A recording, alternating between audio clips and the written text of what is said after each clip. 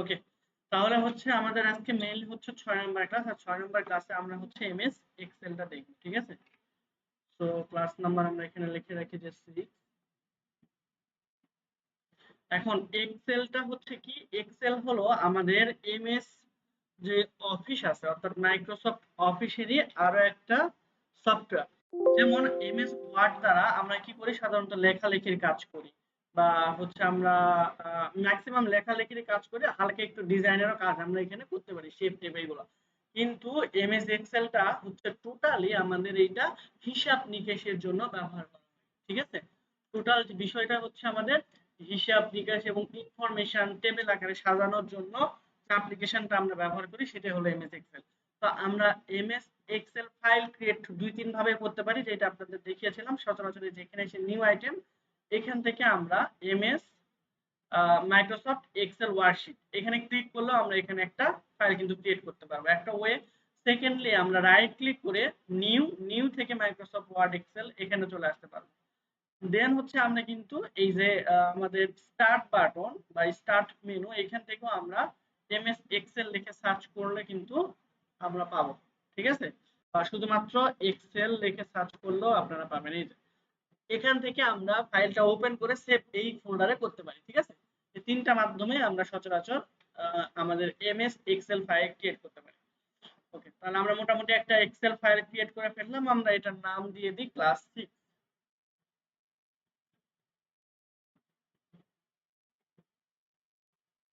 ওকে, এখন এটা আমরা ওপেন করব কিভাবে? আমরা যদি দুইবার রাইট ক্লিক করি তাহলে আমাদের এটা ওপেন হয়ে যাবে। আবার এইখানে এসে এটাকে এইরকম ভাবে রাখলে কিন্তু হবে না, এটা মানে কিন্তু সিলেক্ট করা নাই।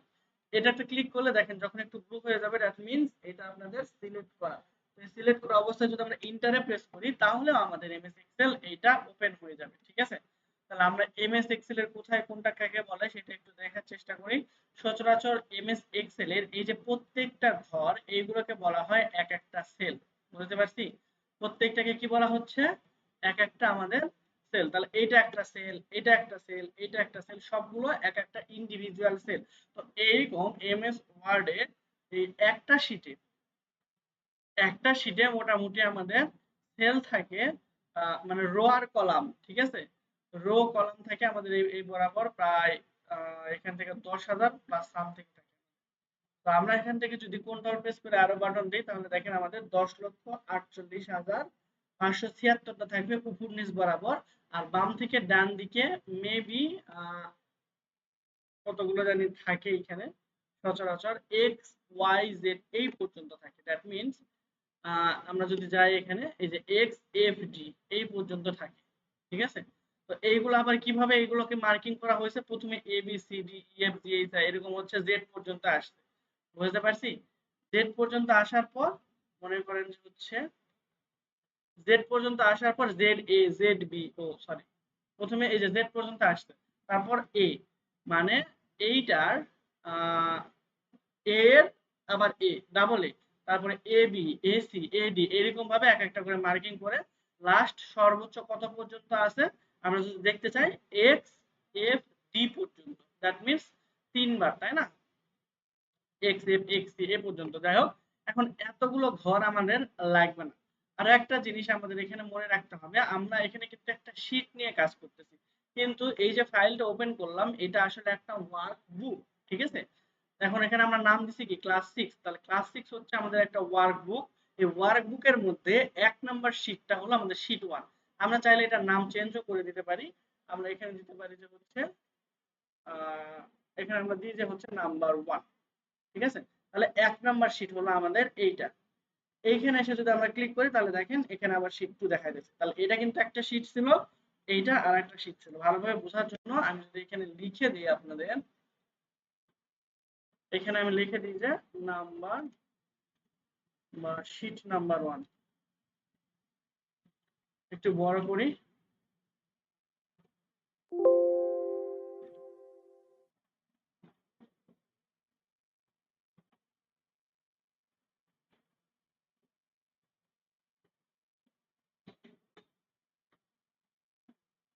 এটা তাহলে আমাদের শীট নাম্বার, আচ্ছা এটা শীট নাম্বার 1 না, এটাকে আমরা 2 দিয়ে দিই।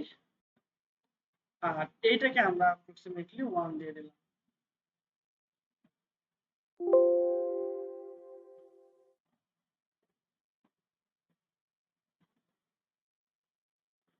তাহলে দেখেন আমরা যখন এই শীটে আসতেছি এটা হচ্ছে আমাদের শীট নাম্বার 1, আর যখন আমরা এখানে যাচ্ছি এটা হচ্ছে আমাদের শীট নাম্বার কিন্তু 2। তো এইরকম ভাবে আপনি এখানে একটা ওয়ার্কবুকের মধ্যে অনেকগুলো অনেকগুলো শীট নিয়ে কিন্তু কাজ করতে পারে। দেখেন এটা 6 নাম্বার, এটা 5 নাম্বার, 4 নাম্বার, 3 নাম্বার, 2 নাম্বার, ঠিক আছে? তো এই সবগুলো শীট মিলে একটা হয় আমাদের ওয়ার্কবুক। বুঝতে পারছি? এই জিনিসটা গেল। এখন হচ্ছে দেখেন এই যে প্রত্যেকটা সেল, আবার সেলের দিকে আসি, এই প্রত্যেকটা সেলের কিন্তু আলাদা আলাদা নাম আছে, রো বরাবর এবং কলাম বরাবর, তাই না? তাহলে এইটার নাম কি আমাদের দেখেন বি2, এই সেলের নাম কি বি2। দ্যাট মিন্স বাম থেকে ডান বরাবর আমাদের বি পর্যন্ত যাব এবং উপর নিচ থেকে এই নাম্বার কত নাম্বারে আসছে 2 নাম্বারে।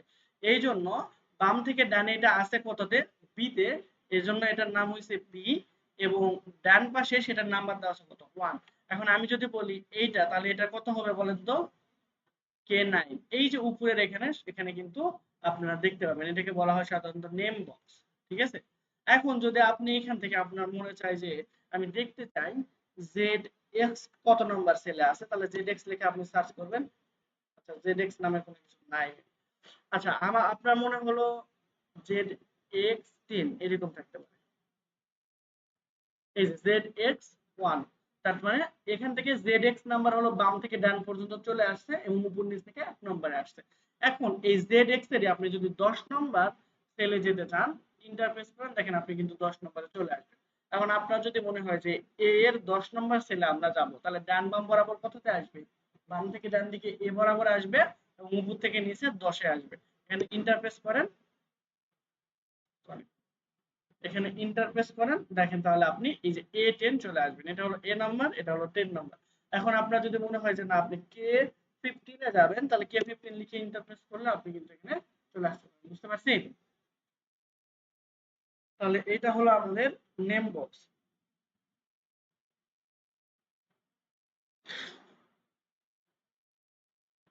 আর এটা হলো আমাদের ফর্মুলা বার। দ্যাট মিন্স আমরা যোগ বিয়োগ গুণ ভাগ বা কোনো কিছু যদি এখানে লিখতে চাই, এই ফর্মুলা বারে আমরা সচরাচর লিখি। উপর দিকে এই যে cut, copy, format, painter, clipboard, paste, এই সবগুলো আমরা এমএস ওয়ার্ডে আগে দেখে আসছি, তাই না? এরপরে হলো আমাদের এইখানে মোটামুটি এই যে এটা দ্বারা আমরা বড় করতাম, এটা দ্বারা ছোট করতাম, এগুলো মনে নাই? যে ফন্ট সাইজ বড় ছোট করার জন্য আমরা সচরাচর এগুলো ব্যবহার করতাম। ওকে? এরপর হলো আমাদের এই যে এইখানে এটা দ্বারা আমরা যে কোনো সেলকে কালার করতে পারি। যেমন এটা যদি আমি দিয়ে দিই, তাহলে এটা কালার কি হয়ে গেল আমাদের, কি হলো? এখন আপনি চাচ্ছেন যে এই সেলটাকে আপনি করবেন রেড কালার, তাহলে আবার এই যে অ্যারো সাইনে ক্লিক করবেন, করে রেডে ক্লিক করে দিলে আপনার এটা রেড হয়ে যাবে। তারপরে আপনি এটাকে যদি গ্রিন করতে চান, তাহলে সিম্পলি গ্রিনে ক্লিক করে এখানে এসে যদি আপনি গ্রিনে ক্লিক করেন, তাহলে আপনার এটা গ্রিন হয়ে যাবে। বুঝতে পারছি? তো এইরকম ভাবে যে কোনো সেলকে একটা বা একাধিক আপনি একসঙ্গে এইগুলোকে কি করতে পারবেন, মনিটরিং করতে পারবেন। বুঝতে পারছি? ওকে, এখান থেকে ডান থেকে যদি আপনি বাম থেকে যদি ডান দিকে এটা টানেন, তাহলেও এটা কিন্তু আপনার কি হয়ে যাবে, অটোমেটিকলি ফিল আপ হয়ে যাবে। আবার আপনি যদি এইখান থেকে এটাকেও এইদিকে দিতে চান, তাহলে দেখেন আমাদের কিন্তু এটাও মার্কিং হয়ে যাবে। তো এইরকম ভাবে যে কোনো কালার আমরা দিতে পারবো, অর্থাৎ যে কোনো সেলের ব্যাকগ্রাউন্ডে কালার দিতে পারবো, আমরা ব্যাকগ্রাউন্ড কালার দিতে পারবো এই ফরম্যাট পেইন্টার এইটা দ্বারা, ঠিক আছে? এটা দ্বারা ফিল কালার দ্বারা। আর আমরা যদি টেক্সটের কালার দিতে চাই, সাপোজ এইখানে আমরা লিখতে চাই যে বাংলাদেশ, তাহলে এই টেক্সটের কালার এখন কি আছে বলেন তো? কালার আছে কি আমাদের ব্ল্যাক। আমরা এটাকে হোয়াইট করতে চাই, তাহলে এটাকে সিলেক্ট করা অবস্থায় এই যে আমাদের ফন্ট কালার আছে, ফন্ট কালারে এসে আমরা এটাকে হোয়াইট করে দেবো। তাহলে দেখেন আমাদের এই লেখাটা হোয়াইট হয়ে গেছে। বুঝতে পারছি? এখন এই লেখাটাকে যদি আমরা আরো একটু বড় করতে চাই, তাহলে এই যে এখানে ক্লিক করব, তাহলে বড় হতে থাকবে।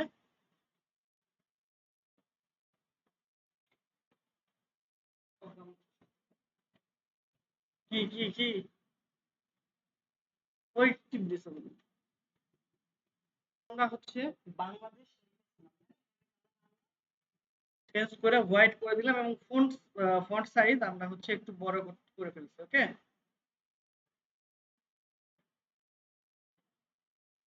এখন আমরা এখান থেকে এইভাবেও কিন্তু ফন্ট সাইজ বড় ছোট করতে পারতাম। এখন আরেকটা জিনিস আমাদের দেখার বিষয় সেটা হলো দেখেন এই বাংলাদেশ লেখাটা এইখানে থাকার কথা বা এই সেলে থাকার কথা, কিন্তু সেলটা ছোট হওয়ার কারণে এফ থেকে জি পর্যন্ত সে বর্ধিত হয়ে গেছে।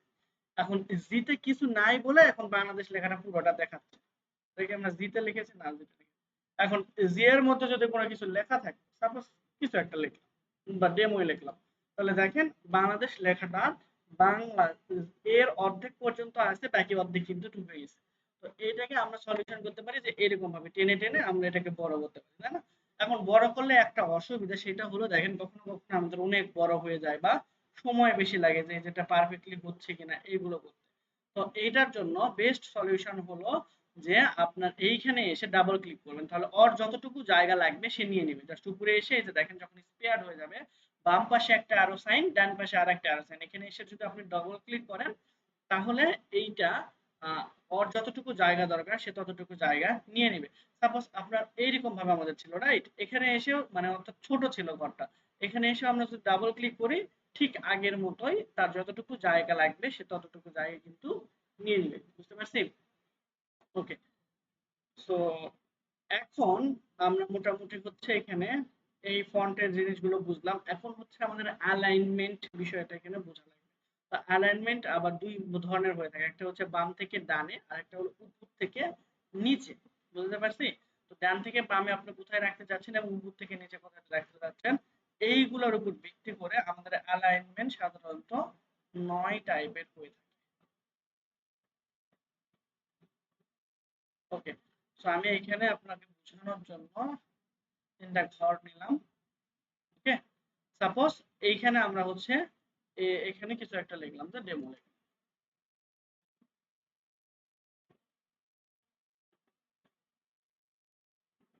তাহলে ডেমো 1, ডেমো 2, ডেমো 3,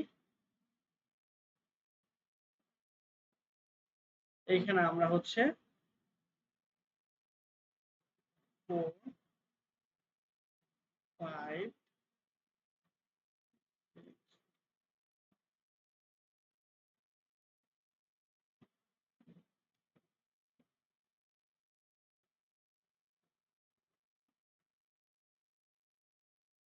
ওকে, এখন দেখেন এই যে আমরা ডেমো 1 আমরা চাচ্ছিলাম এইটা টপে থাকুক। সাপোজ দেখেন এই কিন্তু 3টা অবস্থানে এখান থেকে থাকতে পারে। একটা হচ্ছে বাম পাশের এখানে, আবার সে কিন্তু চাইলে এখানেও থাকতে পারতো, আবার চাইলে এখানেও থাকতে পারতো।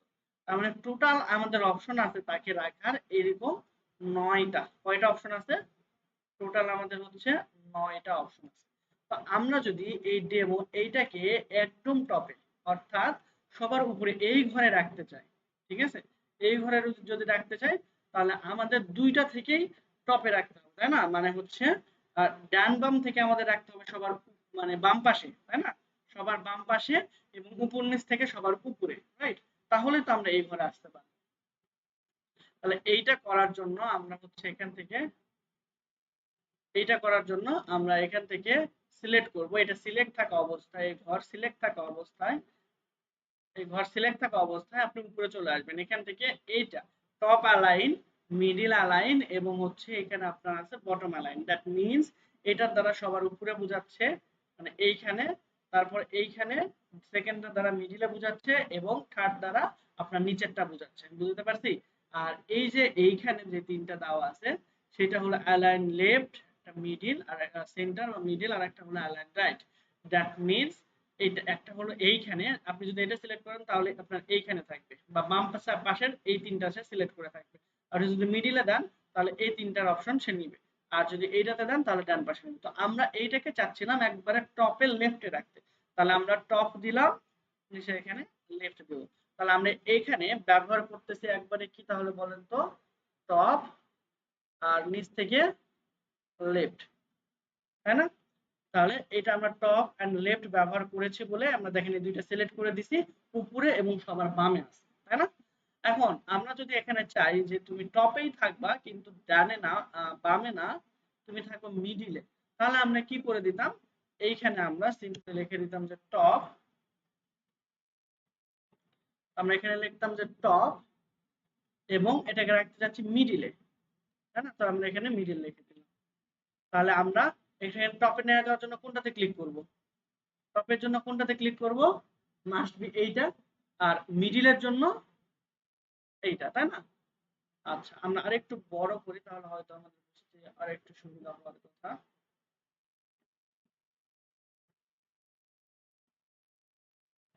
ওকে, এখন আমরা টপেই রাখবো। এখন আমাদের উদ্দেশ্য কি? আমরা টপেই রাখবো, কিন্তু ডান সাইডে।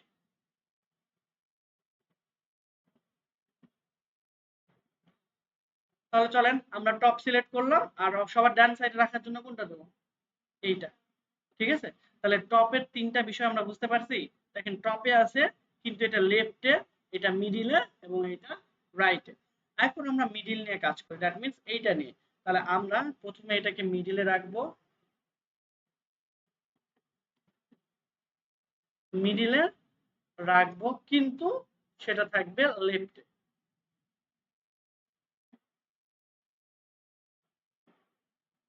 ওকে,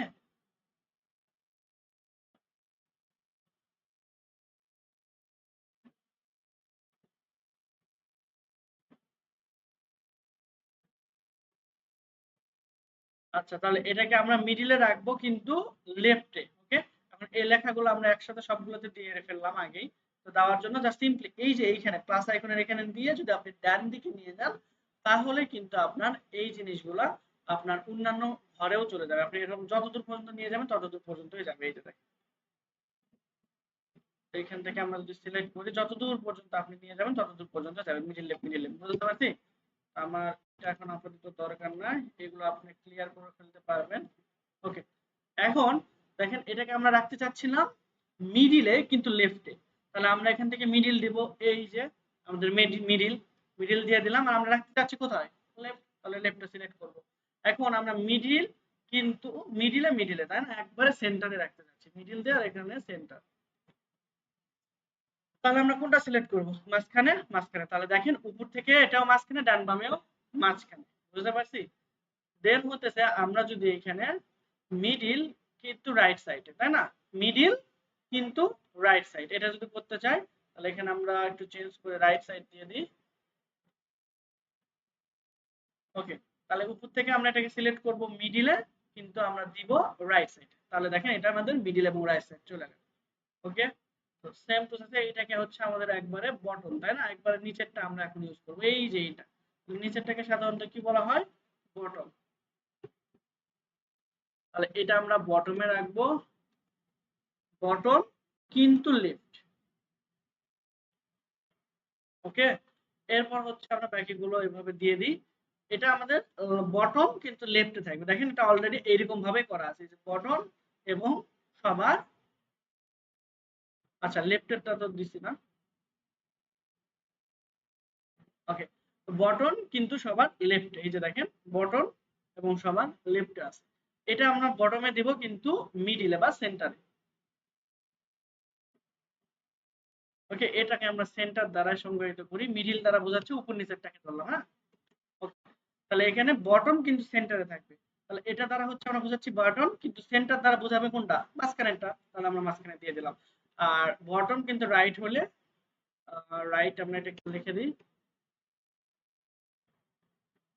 ওকে, রাইট হলে আমরা কি করব? সচরাচর এটাকে সিলেক্ট করব। আবার এই যে এরকম ভাবে লেখালেখি করা যায়, এরকম ভাবে সিলেক্ট করলে কিন্তু হবে না। জাস্ট একটা বাইরে ক্লিক করে আবার এখানে সিলেক্ট করবেন। তাহলে দেখেন এখানে আপনি ইংলিশ লেখার কোনো সুযোগ পাবেন না। দেখছেন মানে মাউসের কার্সরটা প্লাস আকারে যখন থাকবে তখন এই অপশনগুলো পাবেন।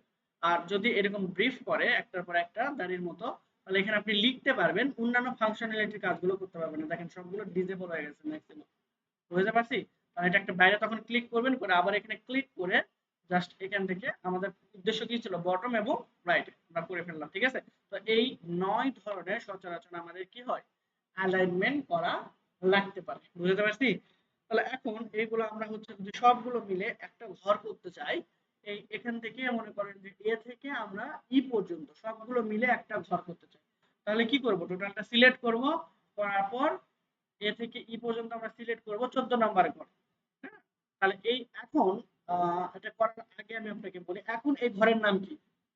A14, এই যে এখানে দেখাবে, এটার নাম কি? B14, এটা এটা D14, এটা হলো E14। এখন যখন আমরা এই সবগুলো ঘর মিলে একটা ঘরে রূপান্তর করব তখন এর নাম কি হবে? কেন A14? হ্যাঁ, কারণ হচ্ছে আমরা এ থেকে সিলেকশনটা শুরু করছি, বুঝতে পারছি? যেহেতু আমরা এ থেকে সিলেকশন শুরু করছি তখন এই যে কারণে এই ঘরের নাম হয়ে যাবে আমাদের A14। যদি আমরা বি থেকে শুরু করতাম তাহলে ঘরের নাম হয়ে যাইতো B14। আবার যদি আমরা ডি থেকে এদিকে নিয়ে আসতাম তাহলে এইখানে দেখেন ডান থেকে বাম দিকে যখন নিয়ে আসবো তখন কি আমাদের A14 হওয়া উচিত ছিল না? A14 হবে না D14 হবে? কেন হবে? কারণ আমি ডি থেকে সিলেক্ট করছি, বুঝতে পারছি? এইগুলা কিন্তু ওই যে আমাদের যে 36 ঘন্টা বা 72 ঘন্টার যে কোর্স গুলো হয় সরকারি এগুলোতে আসে, বুঝতে পারছি? এরকম এমসিকিউ বা হচ্ছে আপনার সিকিউ আছে, আমি পরীক্ষা দিয়েছিলাম অনেক আগে, মোটামুটি এ প্লাসে পাইছিলাম। আচ্ছা, তো এখন এই টোটালটা সিলেক্ট করে আমরা একটা ঘরে রূপান্তর করতে চাচ্ছি, তাহলে বুঝলাম যে এটার নাম ডি, আমাদের 16, আর এটা নিচের দিকে একটা ঘর করবো নি, ওটা আমরা তাহলে এটাকে করি, এটার নাম হলো আমাদের A14। এই সবগুলো মিলে একটা ঘরে রূপান্তর করতে গেলে এই যে সিম্পলি আমাদের মার্জ এন্ড সেন্টার, এইখানে ক্লিক করব। ওকে, মার্জ এন্ড সেন্টার। তাহলে দেখেন এই যে সবগুলো মিলে আমাদের কয়টা ঘর হয়েছে? একটা ঘর হয়েছে। যদি আপনি এখানে দেখতে চান ক্লিয়ারলি তাহলে সবগুলো মিলে আমাদের একটা, আচ্ছা এমনিতেই ভালো দেখা যাচ্ছে তাই না?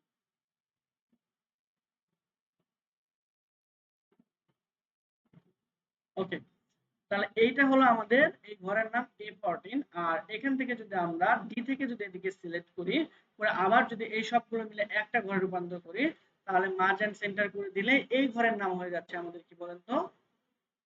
এই ঘরের নাম কি?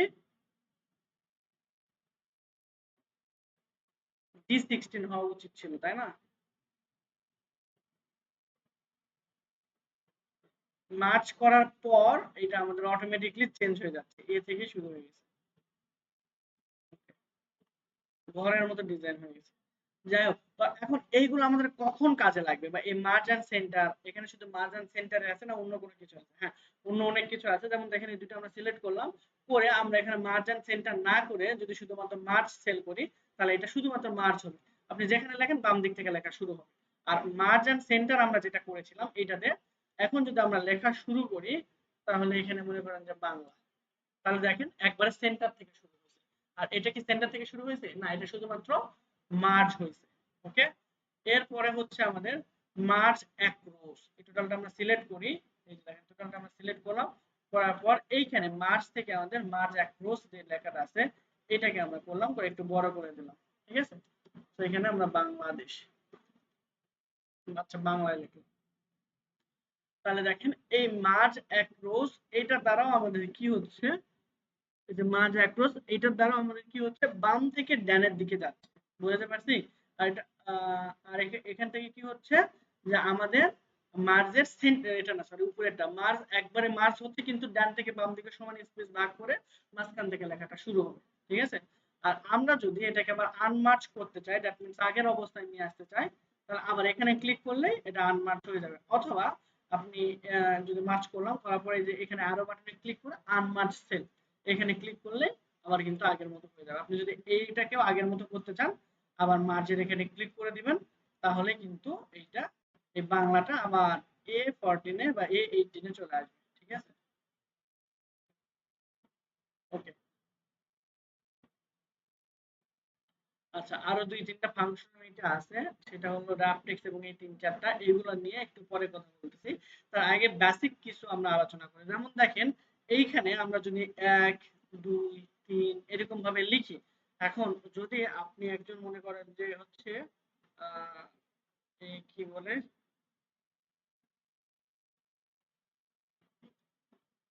আচ্ছা এমপ্লয়ি ম্যানেজমেন্ট বা হচ্ছে এইচআর এর দায়িত্ব পাইছেন, ঠিক আছে, হিউম্যান রিসোর্সের, তাহলে আপনাকে কিন্তু প্রতিদিন খুব বড় ধরনের একটা মানুষের এইগুলো হিসাব করতে হবে তাই না?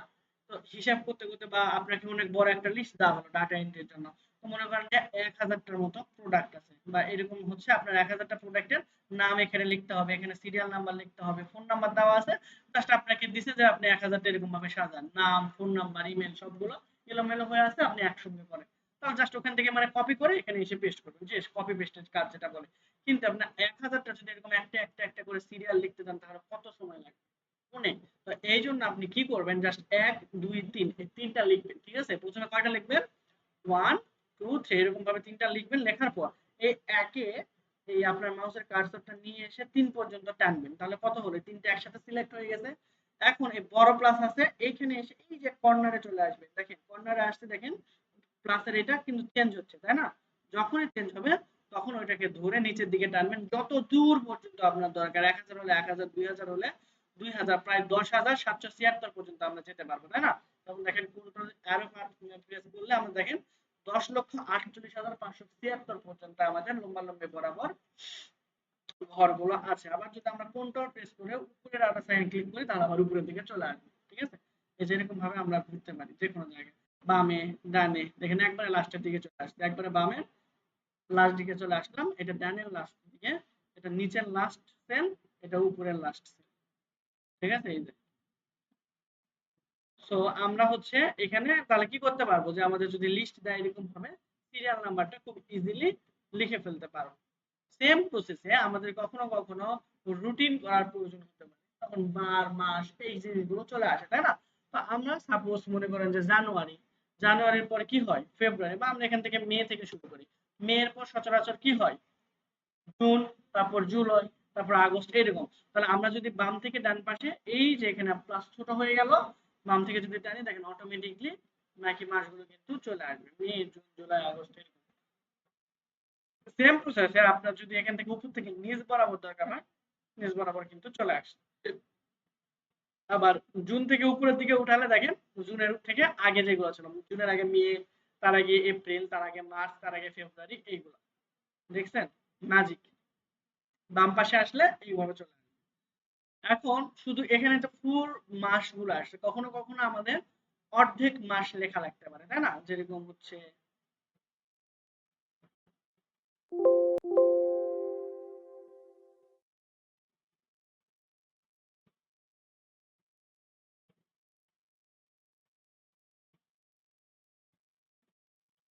যেমন এখান থেকে আরেকটু কেটে নেই।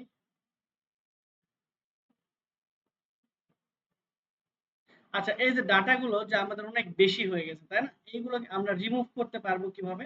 যা সবগুলো সিলেক্ট করবো যেগুলো আমরা রিমুভ করতে চাই, করে যদি আমরা ব্যাক স্ল্যাশে ক্লিক করি তাহলে এগুলো রিমুভ হয়ে যাওয়ার কথা ছিল। সাধারণত আমরা এমএস এক্সেল এর চেয়ে আমাদের কাজগুলো বেশি করা লাগবে গুগল শিটে, দুইটা সেমি প্রসেস।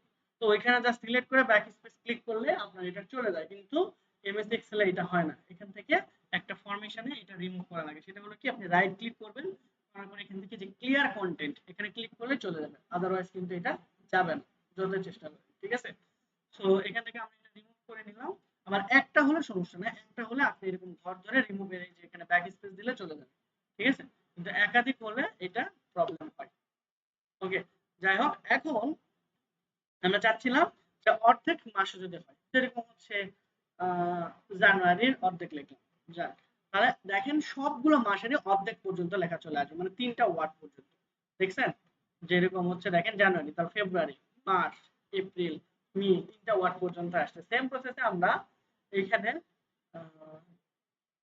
ইয়ারটাও করতে পারবো, যেরকম বারেরটা, যেমন স্যাটারডে, স্যাটারডে সংক্ষেপে ফর্ম যদি আমরা এসএটি লিখি তাহলে বাকিগুলো সানডে 3টা ওয়ার্ড করে চলে আসবে। এখানে কেন আসলো না, কারণ আমরা পরের ঘর সিলেক্ট করে গেছি। Okay, Saturday, Sunday, Monday, Tuesday, Wednesday, এরকম। তো আমি যতটুকু আপনাকে দেখালাম এটা বুঝতে পারছেন? আপনাদের ক্লাস কয়টা, 11:30 পর্যন্ত?